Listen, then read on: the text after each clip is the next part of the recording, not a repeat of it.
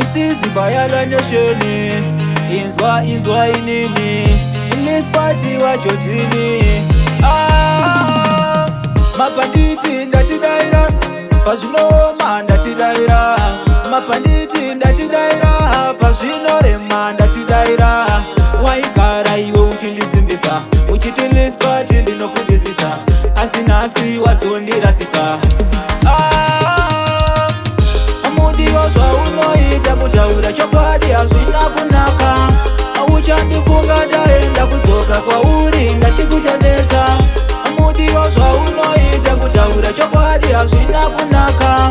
auchandifunga ndaenda kudzoka kwauri ndatikuchanetsa everyday unogara uri mumutu uchinditsamwira pasina kana chandatadza ndiwe here wandinoziva uchandifunga ndaenda vakawanda vanotida shamwari dzako dzaunotrasta dzinouya nehweseriyanzi dzinondida foni nhamba vachindikumbira zvimwe zvacho mudiwa ndatichimbogaya amudiwa zvaunoita kutaura chokwadi hazvina kunaka auchandifunga ndaenda kudzoka kwauri ndatikuchanetsa amudiwa zvaunoita kutaura chokwadi hazvina kunaka auchandifunga ndaenda kudzoka kwauri ndatikuchanetsa waida kundisiya ndiri mujeri nhasi uno wekudei pawakaenda uchindisiya uchindipa ndiri uchadei mapanditi ndatidaira pazvinoma ndatidaira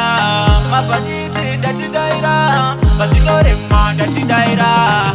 amudiwa zvaunoita kutaura chokwadi hazvina kunaka auchandifunga ndaenda kudzoka kwauri ndatikuchanetsa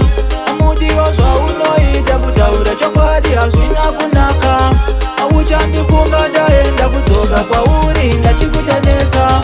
amudiwa zvaunoita kutaura chokwadi hazvina kunaka auchandifunga ndaenda kudzoka kwauri ndatikuchanetsa amudiwa zvaunoita kutaura chokwadi hazvina kunaka auchandifunga ndaenda kudzoka kwauri ndatikuchanetsa